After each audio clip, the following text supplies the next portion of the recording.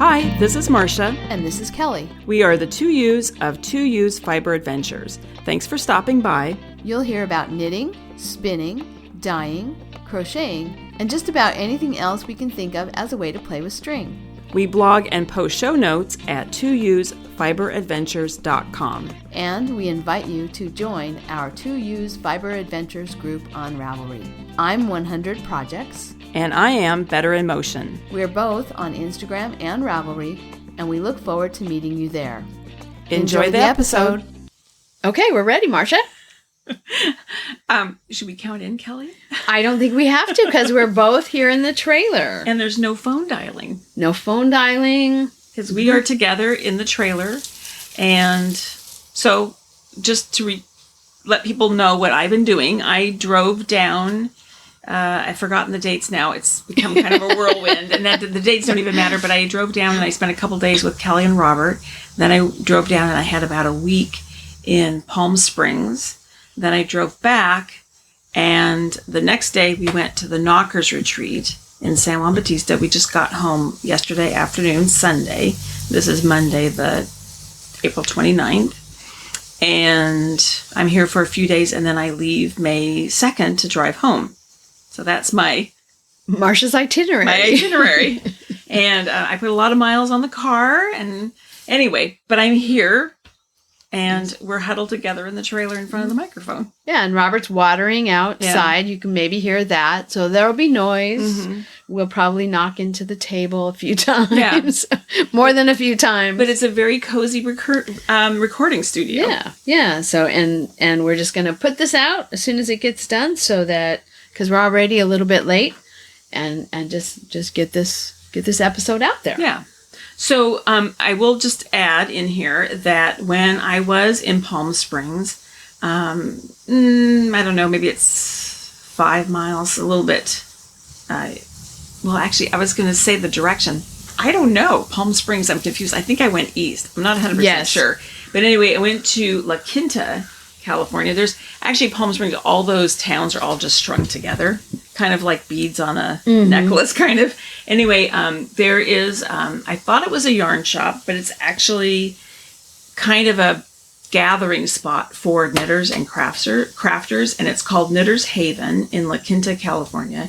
And I went there thinking it was a yarn shop. Turns out it's just a gathering spot, but there were two booths that were selling yarn, and only one woman was there, and she's actually a dyer, and her company is Smirligans Fiber Arts. There's a link in the show notes, and I bought some skeins. Kelly has one here that I gave her, and this series of yarn were all I don't remember the name of it, but it was basically, it's all of the flower. I think it's called Desert Bloom is the series, and it's all of the flowers that bloom in the desert. And so yours is, isn't it lavender? Mine is desert lavender, which actually is a plant I have in my yard. And it's a pale green, pale purple, white. It's very pretty. I love it. I can't wait to make some socks from it. Okay, well, now we're confused by the card that was stuck in the... So the card in the... We just started looking at it. This is the Knitter's Haven person. Right. So there's Coachella Valley Yarn. So that's the dyer of the yarn. But it says Smirligans. Well, that's probably her Etsy shop. But okay. This is about the little booth. Right. So the little booth, Coachella Valley Yarn, inside Knitter's Haven, LaQuinta, California. Yeah. And her name is Kate Hilliard. She's the owner. And she's the one that I talked to about the dyeing. Mm-hmm. And so she gave me the card. I was wondering where the card was, and I stuck it in your skein. Yes. I think, okay, I'm going to hang on to my card. I'm taking that back. Anyway, she was great. But they're beautiful. I got kind of I've forgotten the name of mine. It's, we talked about it.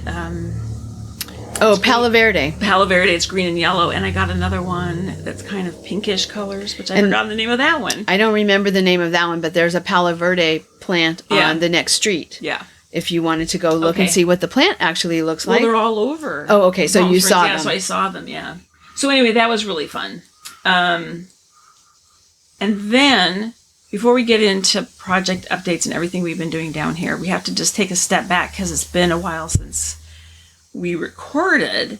And the Sunday before I left to come down here, we joined the Northern California Knitting Retreat, or NoCKRs, Zoom call. Yes. And we won't go into the whole discussion, but we were talking about these chickens, the emotional support chickens that everybody has been making, and we're going to talk more about that.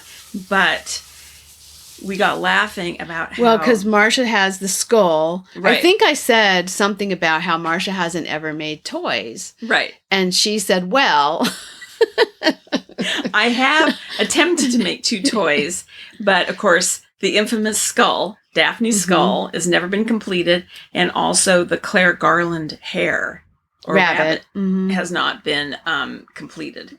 So... I don't even remember who was it. I believe it was Tracy said, that sounds like the beginning of a joke. A chicken, a rabbit. A skull, a rabbit, and a chicken walk into a bar. Right. So, actually, I think it was, I take it all back. It was the Zoom call at your house. Because I came Saturday, so Sunday we went on the Zoom call. It was after I... You had already arrived, yeah. Not that matters, but the point is, I was here. I'm so confused. I have to say, all of this traveling and moving around. Anyway, but the point is, I said to Kelly afterwards, I think it'd be kind of fun to put that beginning of that joke into AI and see if the computer would write a joke. Yes. So here we go. Yeah, so here's the first joke. The first joke. They get succeedingly worse as we go. Yeah. But the very first one, hysterical. A skull, a rabbit, and a chicken walk into a bar. The bartender looks up and says, "Whoa, this isn't your typical bones, hops, and wings kind of crew."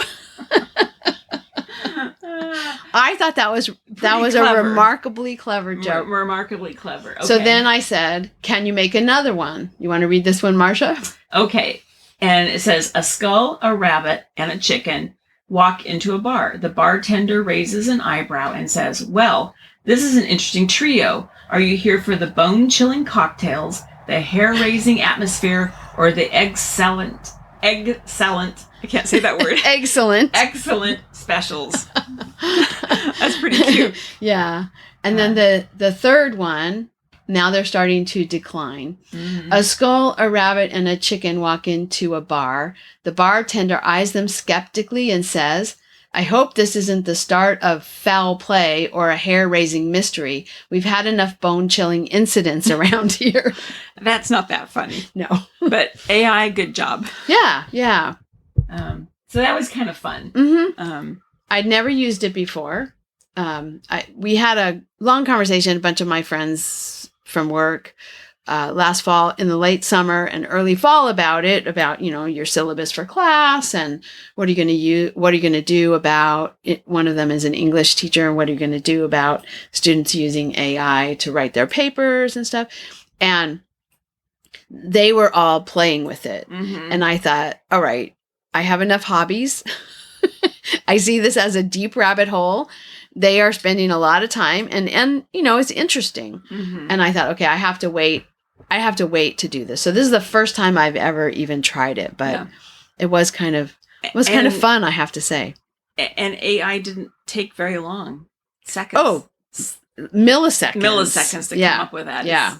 So anyway, that was super fun. And, we now have our joke for a skull, a chicken, and a rabbit walk into a bar.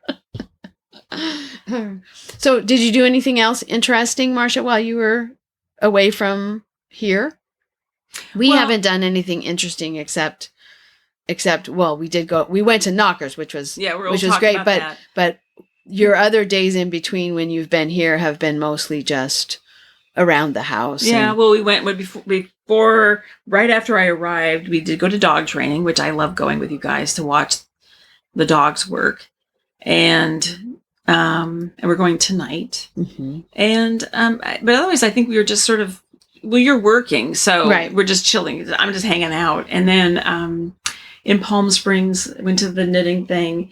There's a ton of, I should just say, the reason I went down there is I have a friend who recently purchased a house, sold the house in Seattle and bought a house in Rancho Mirage, which again, that's one of the beads on the necklace strung through the desert. And my brother was down there. He was down there for almost 3 weeks helping around the house. And so when I arrived, then they got to play. So we had some nice dinners out. We went to a place called the Purple Room where they had a sort of a cabaret, someone singing, a piano player and a vocalist. And that was really fun too, because it sort of fit into all of my images of those 1940s and 1950 films when someone would be in a nightclub where you have little round tables and a lamp on it and martinis and Manhattans and cocktails and dark. That sounds fun. And glittery lights everywhere. And yeah, it was very, very... And did you wear your gold lame dress? I did not have a gold, but I was told by my brother to bring my best dress and my best jewelry, which is not really necessary. But anyway, I did. My best dress is not much of a best dress these days. But anyway, it was super fun. We went up on the aerial tram that takes you to the top of a mountain peak, which I have forgotten the name of the mountain. And that is really interesting. You're a very high elevation. So it was probably, in Palm Springs, it was probably 95 degrees. And then you get to the top, it was probably 68 or 70 degrees. And there was snow on the ground. Oh, wow. And had lunch up there. Really nice views. And you could look back and sort of see the valley, the Coachella Valley, where all these cities are strung along, and really see the desert. Very interesting. From high up. From really high up. You can sort of get an overview. That was really interesting. We also did go to Sunnyland, which is the Annenberg estate. Had a tour of the grounds and had a tour of the interior of the house. And the Annenbergs were, I won't bore everybody with all this, but they were publishers of TV Guide and 17 magazine and some sort of racing forum. And who knew that there was so much money in publishing those, because I think in 80 or 81, they sold the business for $3 billion. Wow. Kind of amazing. Anyway, but they had a lot of money, and then they were also very politically active and and he had served to is the ambassador to Court of St. James, which is England. And so a very interesting background. And so the estate now is in trust, and they have retreats there, but not knitting retreats, I'm sorry to say. People who are movers and shakers in politics or working to solve homelessness, climate change, and food insecurity. So all the movers and shakers, and none of us are movers or shakers in that community, as much as we... Anyway, so that was really fun. And so I think that's about all we did. And then the consignment shops. I guess Palm Springs is really known for consignment shops. So that was kind of fun to look at those. But a day of that, and I was done. That's not my vibe. Anyway, okay. So that was fun. So then I came back here, and do you want to talk about the retreat, or should we talk about it about one of our projects, our chickens? What do you want to do? Yeah, we can talk about the retreat when we get to our chickens. Our chickens, yes. Okay. So should I do some of my project updates? Leave your chicken one for last. Okay. Well, it's very short. I'm going to cut to the chase. So I'm making Mountain High, the Isabel Kramer sweater again, out of my Combo Spin 3. And I looked at the notes. I was halfway through the yoke before I left Seattle, and I'm now over halfway through the body. So I got quite a bit of knitting done on this trip, and I really, really like it. I'm sitting here knitting on it. And what we really commented, that everybody loves the color. I love the color. It's interesting when you're inside in the dark, it's not, it's still beautiful, but when you take it out in the sunlight, I think it's gorgeous. And I know I made it, and I shouldn't toot my own horn, but you should. It is gorgeous. You absolutely should. There's quite a bit of silk in here, and that silk reflects the light. It's really pretty, I think. No, it really is gorgeous. And again, the combo spin idea, all of them blending together so nicely. Yeah. A little bit of pink here and there, a little bit of purple here and there, but overall the color is shades of green. Yeah, and there's a little bit of kind of rose color in there. Mm-hmm. And a little bit of blue, and a little bit of kind of like Aztec gold, kind of. A little bit of gold in there, too. Very little bit. Just it's predominantly green, which is what I had sort of intended. Right. I mean, if you look at the individual plies of the skeins of yarn, you can see all those colors. Yeah. But when you look at the fabric that you're making, for the most part, it looks like very interesting shades of green with a little bit of the rose color thrown in, and maybe a tiny bit of, well, even the blue kind of blends in with the green, and then there's just the kind of the rose, and then a little darker color in there. It's nice. It's again, every time I see your combo spins, I think I need to do that. Anyway, and then I've talked about this, but I have started my 4th combo spin, which is all in shades of red. And I didn't spin it all before we went to the retreat, because it is, I will say, with the electric eel spinning wheel, it's a lot to get it out. I mean, you have to put the battery in or plug it in and put it all together. And it's not awful, but it's a lot. And so it's not like the wheel, your wood wheels that you just pull out and start treadling. I didn't spin it all when I was at your house before we went to the retreat. And I didn't spin it all. In fact, I guess I took my wheel to Palm Springs, but I didn't spin it all. There's too much going on. But at the retreat, I spun one day. I think it was Saturday. I spun the whole day. And I finished a 2nd bobbin. And at your house last night, I started my 3rd bobbin. So I'm going to make a 3-ply out of it. And I think that's it for projects, other than, what about you, Kelly? Well, I know, because I'm sitting right here. Yes, you can see what I'm working on. I've been with you for a while. I know what's been going on. But anyway, yes, do tell. So I'm working on the acrylic blanket, and I did take it off of the needles and put it onto the try-it-on tubing. Thank you, Val, for that try-it-on tubing. I think last year at the retreat, or the year before. Both. I think I have 2 from her. Yeah. One from last year, one from the year before. Anyway, I put it on the try-it-on tubing so I could stretch it out and see how wide it actually was. I could have looked at the bottom part, spread out the bottom part of it that wasn't on the needles, but I really wanted to get a sense of how big it was. So I did that, and it's about 54 inches wide, which is much larger than a baby blanket, which is what I had originally thought I was doing. So it could spread across a twin bed. It wouldn't hang over really, but it could spread across a twin bed. And it's in blacks and grays with some red borders and some white borders. And I incorporated some pink. And our friend Kelly, who was at the retreat, she said that I need to call this project, in my project page, I need to call this project Weird Barbie Blanket, because she thought it was a perfect weird Barbie blanket. So I've been working on it, and I identified how long I wanted it to go. I can't remember now what I said was the total length that I was going to shoot for, but I have a stitch marker, like a Progress Keeper stitch marker. Where is it? And look at how that. long do you think it is from the stitch marker? Maybe a foot? Yeah, 12 inches? I would say it's at least 12 inches. Yeah, so I have probably another 10. I have another 10 to 12 inches to go, because I said I would make another 20 to 24 inches from this stitch marker. So not bad. I'm getting there.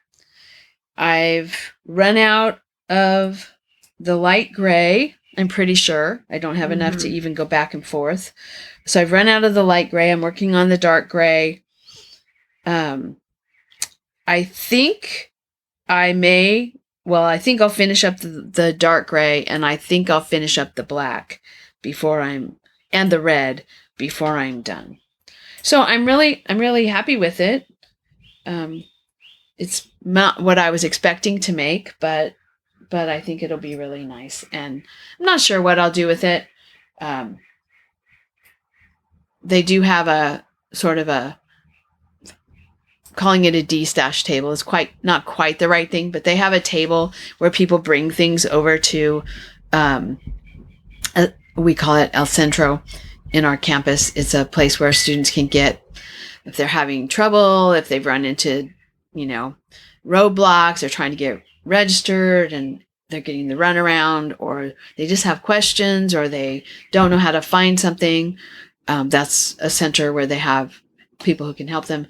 And there's a table there where people put, if they have extra notebooks, an office is clearing out and they have binders, file folders, people have brought clothes over. So I thought, maybe I'll just, when I get it all done, take it over there and put it on the table for someone to take. So one of the students can bring a blanket for their kids or for themselves, whatever. So not sure, but I am very close to being done. I mean, not like today or tomorrow, but probably within the next 2 weeks, this should be finished, which then I will be ready to start working on thinking about planning for whatever sweater I'm going to knit next. Cause I think I'm ready to do a sweater. It's been a while. I can't even remember when was I think the last sweater I made was the terracotta one. Oh my goodness. Yeah. That's a long I haven't ago. made a sweater in a really long time. So I'm ready to do that. I haven't worked on my other projects much. The ones that you've been hearing about up until today, but the things I did finish, I finished one worsted weight chicken. And then I thought, I wonder what this would look like if I did it in fingering weight with size 1 needles. So I made a little bitty bantam chicken, which is super cute. And now I have a boucle yarn that I got from the de-stash room. And I'm going to make a boucle chicken. I started it. I have the bottom part of my boucle chicken done. It's greens and blues and grays. It's a really pretty boucle yarn. And I will have lots left over that I maybe will put into a weaving project when I get done with the chicken. But I couldn't resist. In fact, the moment I saw it, the first thing I said when I saw this yarn on the de-stash table was, boucle chicken! We'll just, about the chickens. We just have to talk about the chickens. So, you finished your chicken before I got here. And the night before I left, I went down to my stash and I just grabbed a bunch of colors.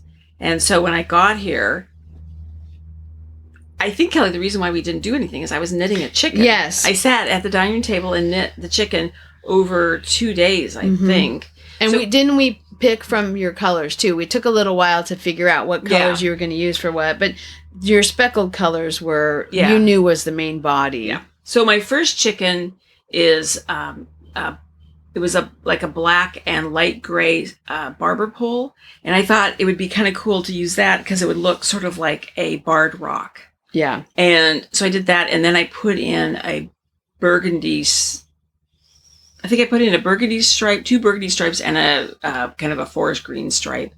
And then I left that in Salinas because I didn't have any of the stuffing. And then when I went down to Palm Springs at night, I worked on my second chicken, which is, again, kind of a cream and camel barber pole. To me, it looked like the Buff Orpington. Yeah. Mm-hmm. And then I put in I think I put in 3 stripes. One was the black and gray barber pole, and then I put in a burgundy and a green, the 3 stripes. Anyway, I have to say, super fun. Yeah. And then when we came back here, the morning of the day we left for stitches, I used some of your polyfill and stuffed my first one. We stopped at Joann's to buy more polyfill, and I stuffed the second one at NoCKRs. Yeah, because did I say stitches? I meant NoCKRs. Yeah, I'm sorry. You finished the second one the first night at NoCKRs. Yeah. Anyway, these chickens it really is chicken mania. And a lot of they're in the NoCKRs thread. People were saying, if you're making a chicken and it's done, bring it to NoCKRs. So I will post it in the show notes, but we took a picture of all of the chickens and one turkey, because we had a turkey join the group. And yes, so nine chickens, complete chickens, seven of them regular size. Two of them were bantam chickens, mine and Shelley's. And then we had what Mary was calling spatchcocked chickens, because they weren't completely finished. So they were just laying flat on the ground. But what they actually looked like to me was the when chickens are dust bathing. Oh, right. And they put their wings flat out and they lay on the ground and their head kind of gets close to the ground, and they look like the kind, except for the fact that they're moving, they look like they're dead. And sometimes they stop in that position and just lay there for a while. And I have had that moment of, okay, what happened to my chicken? Is it dead? And then they start flapping their feet to get more dust. But yeah, and then one turkey. So 7, 8, 9, 10, 11, 12 total chickens and a turkey in the flock. And the turkey is fabric. Yes, it's that's Stella. Stella, it's darling. Yeah. Our friend Stella made this turkey out of fabric, kind of quilting and sewing, and very cute. Anyway, so funny. He joined the flock. Yes, we just laughed a lot about chickens, and I have to say, to me, the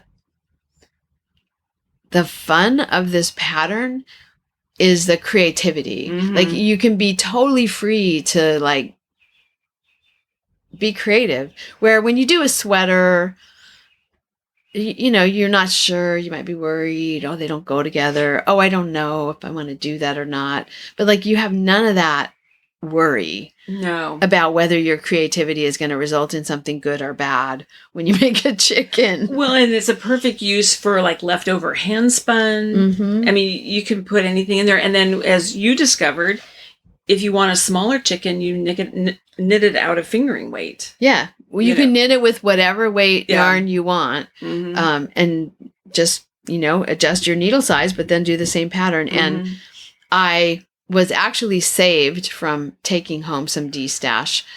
There was some super bulky yarn in the D-stash room that I was eyeing, because when I looked at it, I thought to myself, I wonder how big of a chicken you could make with super bulky yarn. I'm just curious what size, because I didn't know, like, how big would a fingering weight chicken be, And now I'm curious, wow, how big would a super bulky chicken be?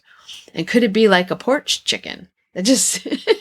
What's a porch chicken? Just sit on your porch. Oh, just sit on your porch. Just put it outside to sit on your porch. I think the thing about the chicken, they're very whimsical. They make me smile. They all have different, because everybody's making, all these individuals are making chickens, and they all have a different aesthetic. They all have a different style. So they all have different types of eyes. The safety eyes have different styles. Yeah, and they're all stuffed a little differently. So they all have expressions and makes them unique and very, very fun. I will say my two are more sort of chicken-esque colors. Sort of, they're not realistic, obviously, but there's more sort of, the color choice is more sort of natural, realistic. And I really want to make the fun ant chicken. And one of the things we've talked about this forever about NoCKRs is they have the D-stash room. And so you were looking at the super bulky, you got the boucle. The boucle. Sorry, I forgot the name of that. I got just a singles, but it's very, very bright, multicolored, kind of a bulky. Or maybe Aran weight or something. I would say it's probably, I don't know if chunky and bulky are different. Whatever's the next one up over Aran weight, I'd say that's what it is. And so I'm going to make a chicken out of that, I think. And then there's some little balls of, so the one I got is kind of pinks and purples and some gold in there. And so I did find some balls of pink And there was one pink that actually is kind of slightly sparkly. I took that one. And so it's going to be, the fun-loving aunt, when this aunt comes to your house. Auntie Chicken. Yeah. It's like, oh, fun's going to happen now. And we should say, if you have not taken a look at the pattern, it's a pattern by Annette Corsino. And she is, has the Knitting Tree, LA is where this sort of originated. She updated a pattern that had been one of the Fiber Trends patterns. And I think we mentioned that before, but anyway, super fun pattern. Okay. I'm not off the chickens yet. Oh, okay. Still Keep going, Marsha. I'm to say something about, I think it was really interesting, the reactions to the chickens. So there's people that are like, I can't wait to make a chicken. I'm on board with this immediately. There's the people who are saying, no way am I making a chicken. I don't have not time interested. for that. No time for that. I don't even want to hold that chicken. I don't want to have anything to do with it. And then there's people that I think we've made converts. Can be convinced, yes. And so I think we have possibly some converts who are going to make chickens. So I'm interested to see what happens. So that was funny about the chickens. Yeah, if you have time and interest in playing with your knitting, the chicken is a perfect thing to do. The other thing that I thought was interesting, since you said that, is probably the number one comment I got from people who weren't sure about knitting a chicken, who were potentially converts or maybe not. But the number one comment that people would say is, but where would I put it? And I think that's interesting because it never occurred to me, where would I put it? I put it on the dining room table for a while. I moved it to the piano for a while. It's up in the sunroom for a while. I have no idea where I'm putting mine because, and honestly, mine haven't even been home yet. Yeah. But none of my toys have permanent locations. Like I have the hippo and I have the octopus, and they don't have permanent locations. In fact, it's been kind of a fun. We don't do it all the time, but especially when I first made the hippo, I'd come home and I'd go into a room and there would be the hippo. Robert was moving it around the house into different places. So anyway, it's funny. I will tell my story where I think I was laughing about where I wanted to put them. Oh yes, tell that story. It's funny. So I have to tell the story. The years ago, when I was down here, Ben was really little, and you wanted to get chickens. You didn't have them, but you were talking about getting chickens, and we went over to the local feed store where they were having chick days, and there's all these little chicks everywhere, and there was a woman there who was the expert on chickens, and I've told the story before, but anyway, she was fascinating, really knowledgeable, and I was so impressed with her, and she was so knowledgeable, and she was like this expert, and I was like, she's this wealth of knowledge. I was so impressed with her, and we were having this long conversation, and then she said about her chickens that they roost on her headboard at night. And I said, what does your husband think of that? And she said, oh, we're divorced. So I said to Kelly, well, I'm going to put my chickens on the headboard. If I could figure out how to make them, I might have to tape them up there, but I think that would be funny because I'm going to put my chickens on the headboard. Yeah. No, that was a moment of, oh. Yes, that was the moment where she went from this really knowledgeable, I was so impressed with her, to, I think maybe she's crossed over to a little nuts. Yeah. Oh, God, so funny. Anyway. Have we exhausted the chicken subject? I think we might have. So much fun. The never chicken people have turned us off. Turned us off. Yeah. Yes. Okay. So then the other thing, we just have to remind people, right, of the Out of Hibernation Along. That is going on. It ends June 1st. And you can pull it out of the back of the closet, start working on it. You can pull it out of the back closet and frog it. You can pull it out of the back of the closet and throw it away. You could. And it can be anything you want. So, and then we have to talk about our Weave Along prizes. we're going to announce the winners. Yes. Before we do that, Marsha, I know you talked about your shawl last time. Mm-hmm. But one of the things that we are going to do, she brought her shawl that she made her woven project. Right. She brought her shawl, and if you remember from last episode, she had talked a little bit about the differences, the selvage edges, and some of the things she didn't like. And so when I saw it, I realized that I think she needs to wash it a little more aggressively than she did, because you just put it into soak. I soaked it and then I agitated it just a little bit, but nothing. I think what it's in for. Yeah, what we're gonna do to it. Well, we'll see. We'll see. So it'll get a little more agitation, okay. and then Pat suggested, Data Knitter suggested brushing it as well, and I have a soft nail brush that I usually use if I'm wanting something to get a little more fuzzy, and so I think that's a really good idea too, to kind of, depending on how it washes up, to kind of fluff it up a little bit. Okay. With that, I think you'll like it. I think you'll like it better. Mm-hmm. It might. There are a couple of sections that the draw-in on the sides is from the washing. It washed up differently than the other sections. I think that's what I suspect. So it may accentuate that a little bit, but even so, I mean, it's a project to learn from. It needs something, because it's.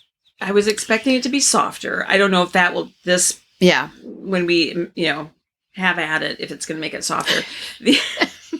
Have at it. The other thing, you have meetings today, so after your meetings, if you want to get out some of your aggression, we can attack this thing. But the other thing too is it didn't bloom very much. I sort of thought it was going to bloom a little bit more and fill in some of the holes. I don't know what that, but where. So I'll tell you what that's called in weaving language. Yes. Okay. It's called sleazy. Oh. I was sleazy. It's a little sleazy right now. Okay. Okay. I would love to know how they came. Well, anyway. So many knitting and weaving terms actually become part of our lexicon. Which came first, sleazy to describe the shawl, or we decided to describe someone as being sleazy because of the shawl? I think the fabric. The name for the fabric came first, and then that means call people sleazy. Anyway, we'll work on that. But it's not right. Yeah, I think the wet finishing was there just wasn't enough wet finishing. Well, and there was not enough wet finishing because I was all sick of it too. That's why I was just done and sick of it. So I now have had a break, and I'm kind of excited about it to see what happens. Yeah, we'll do that. So we have prizes. We pulled 2 from the chat thread and 2 from the finished objects thread. So we'll tell the project that someone submitted in the finished objects thread if it was from that pulling. And we have 4 gift certificates, 2 from Just Yarn and 2 from Jane Stafford Guild. $50 gift certificates for each of these prize winners. So the first prize winner, she made a baby blanket and put it into the FO thread, and it's Scotty Girl from Louisiana. So congratulations. It was a cute baby blanket. It had fringe on all 4 sides, which I thought was a cool idea. That's a nice idea, yeah. Okay, and then the second prize this is drawn from the discussion thread, and this is Jill Mabelina, who I met on my DC trip. And so she also has won a Just gift certificate. All right. Congratulations, Jill. And then the Jane Stafford gift certificate is Woolly Bee Knits from Wisconsin. And the prize that she actually finished several things. And the one that we pulled the prize for is a herringbone scarf. So it's a beautiful scarf. So congratulations to Woolly Bee Knits. Okay, and then the last prize goes to Shoe Dweller, in Michigan, and that's also and that was from the discussion thread, and that's also the Jane Stafford gift certificate. So everybody should reach out to us. We'll need your email address to send the gift certificate to you. So you can email us, or you can reach out to us via Ravelry, but we will need your email address. Yeah, and if you are going to email us, our email address is 2ewes@2ewesfiberadventures.com. But yes, you can also message us through Instagram, Ravelry, or through email. So congratulations to all of our winners. It was a really fun weave along for 23-24. I think this was the 5th time. I think so. We've done it. So, and I'm glad it got me going. Yes. Yes. I made it just under the wire, but I got going. Yeah, you actually did finish by the end of March, and I got those back curtains done. In fact, Marsha, before we get done, you should take a look at them. Well, I've been sitting here looking at them, and they look great. But I'll go walk down there and look at them. Because I think they just need to be a little bit tighter. Okay. A little bit smaller. We'll go look at them. So I do want to wash them first before I rehem them to be smaller, but I'd like your opinion on them. So yeah, we're sitting in the living room of the trailer, where there's going to be curtains across the 2 windows on the driver's side. There's one window on the one, can't turn around and talk the other direction. Right, yeah. One window on the passenger side that'll have curtains, and then the front of the trailer will also. And is this I'm turning around, but the front, is this 2 window? I'm lifting up what you have. It's here. one. It's one. It's one big window. Okay. So, but they will hang free. They will not have to have the cord at the bottom. Right. The angled one in the back. Yeah. Is that. All these walls are straight, perpendicular, straight up and down. Remind me again what you're going to do with. There's a window in the little kitchen. There's a window over the sink.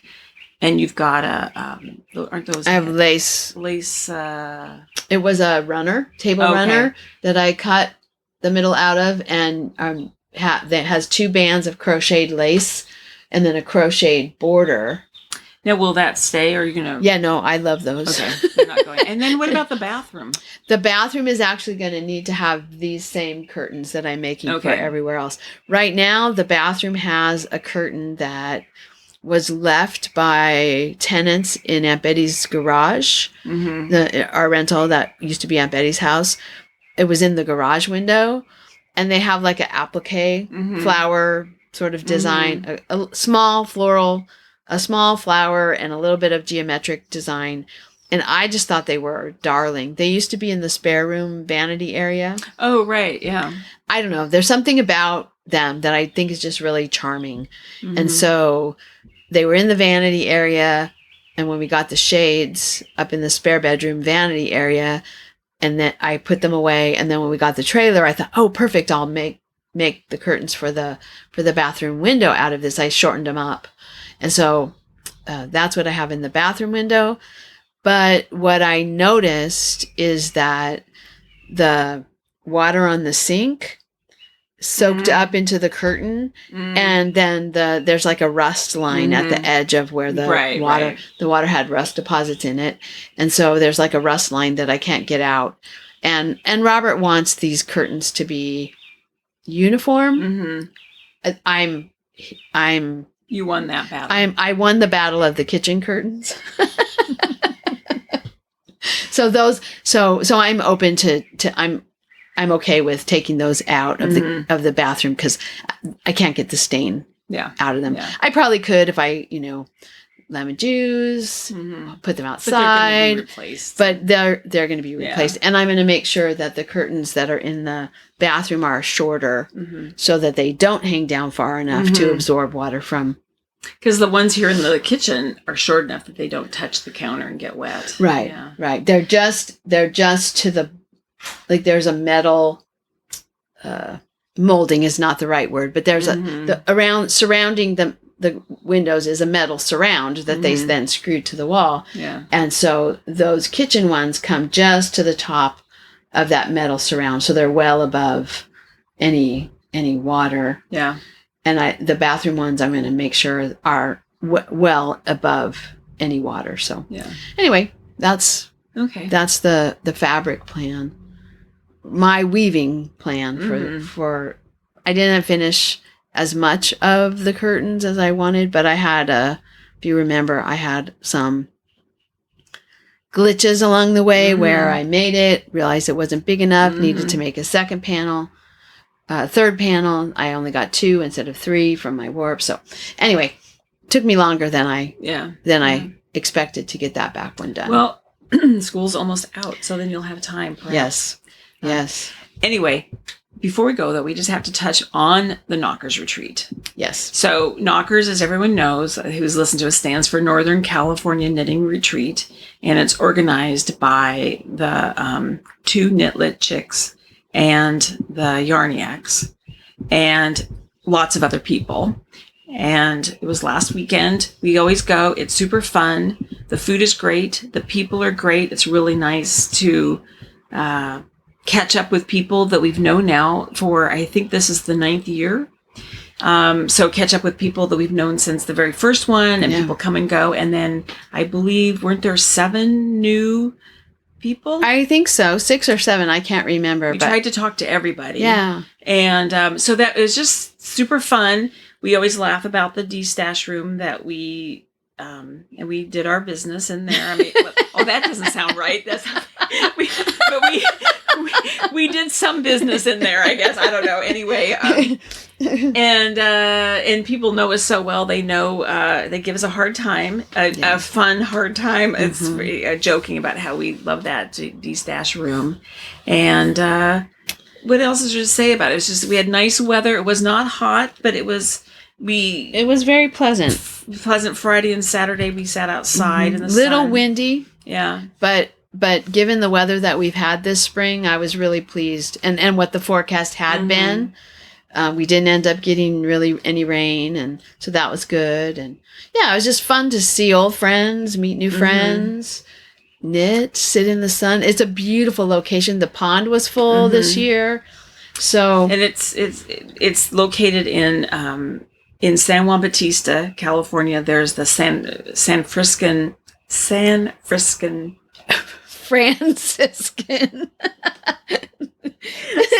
Juan not Bautista editing and the Franciscan Retreat Center. And gosh, maybe I'm still recovering from that because there was a bit of drinking going on. I'm probably still recovering from that. Were you having a beer while I was at work this morning, Marsha? No, I think I'm still in recovery here, but it's just a beautiful location. Yeah. Beautiful. And that I think the buildings are gorgeous. The rooms, as we often joke, they are not like staying at the Ritz-Carlton. I'm going to take your word for it. I've never been to the Ritz-Carlton. I've never been to the Ritz-Carlton either. But isn't that one of those things that they always use as like hotel, like a benchmark? Like is it like a Rolls Royce or something? I'm not even sure. I'm not even sure it measures up to the LaQuinta Inn. Yeah. I don't even know if it's like the Motel 6 either. No, I mean, it's very bare bones. Yes. But charming, and it doesn't even matter because you're not even in your room that much. That's honestly. right. You just go there to sleep. So really fun. I just, what else? And then you don't really do anything. But sit around and knit. Yeah, there's nothing organized anymore, really. There used to be talks, but those are all sort of if you wanted to join it. I think the only thing that was organized was the show and tell. Yeah, I think most people just like to relax. Yeah, I mean, the people who have continued to come are the people who like to just sit and relax. So a thank you to the organizers. Yes, they do a great job. Yes, and I said to them, I'm sure every year something happens like that they have to deal with. It's in a crisis. We never know. Yeah. It's very well organized. Job. Thank you for that. Yeah. Well, and I'm sitting here holding my skein of yarn because the dyer this year, she had a colorway and you could buy yarn, and I did. The dyer is seismic yarn.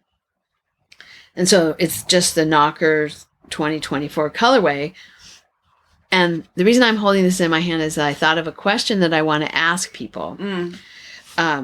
I was talking about what I was going to do with this. Somebody asked me, and I said I didn't know, which is my usual answer about yarn I buy. I didn't know, but I thought maybe I would make socks. And I bought the Seismic Butter Silk, which is 75% extra fine merino and 25% mulberry silk. And my thoughts were, okay, merino is soft, but silk is strong. So the silk will be like the nylon. Yeah. And I've actually made socks with silk in them before, but it was a long time ago. And I think the socks that I've made that weren't like no, that's merino cashmere nylon. I think the socks that I made with silk, it was a hand spun wool and silk blend. Anyway, when I said I was going to do that, a couple of people kind of looked at me like, what are you going to do? That's not a good idea. And then someone said, well, I think they would be really slippery and they would like suck into your shoes. How some socks, your shoes eat your socks. Yeah, like if you're wearing snow boots or rain boots, that happens a lot. Right? Yeah. And so... Oh, that's an interesting question. So anyway, I have a question about this. Have any of you knit socks with a commercial blend of merino silk? And how were the socks? Were they too slippery to stay up? Well, that was one of the things people said. And then the other comment was they would suck into your shoes as you walked because they would be so slippery. So I'm just curious what has been people's experience knitting with merino silk. And it's specifically, this is I don't know, maybe this is a common blend. 80-20 is the other blend. So maybe that was part of the concern. This is a 75-25. So it's a significant amount of silk in this yarn. So I don't guarantee I will follow advice. I might make socks even though I hear it will be a bad idea. But I just was curious, just because I've never heard. It's such pretty yarn, and I don't need another shawl. Didn't you make 100% silk socks, right? I haven't made them yet. Oh, okay. I have 100% silk, and I have from Redfish Dye Works, and I have the pattern, and I bought the needles, but I haven't cast them on yet. I haven't done them. They're still in my stash. So anyway, just lots of experienced and knowledgeable knitters out there. Yeah. Anybody want to weigh in what they think about a 75-25 pair of socks? So. Okay. Well, with that, Kelly, I think we're done. I think we're done. I think we said everything that we had planned. Everything that's on the show notes. And a little bit more. That's right. So, yeah, highly recommend using AI to create jokes. But don't use it to cheat on your homework. You have to write those papers yourself. That's right. That's right. All right. That's another whole podcast on the ethics of AI, but that's a whole nother podcast, as we say. But for amusement purposes, we found it quite fun. Okay, well, I think we'll get off and we'll say goodbye to everybody. I won't say goodbye to you because you're sitting right next to me, and maybe we'll go attack the shawl now. That's a good idea because I have until 3:00. Oh, okay, you got time. I have time. All right, bye, everybody. Bye. Thank you so much for listening. To subscribe to the podcast, visit 2ewesfiberadventures.com. Join us on our adventures on Ravelry and Instagram. I am Better in Motion, and Kelly is 100 Projects. Until next time, we're the 2 Ewes doing our part for World Fleece.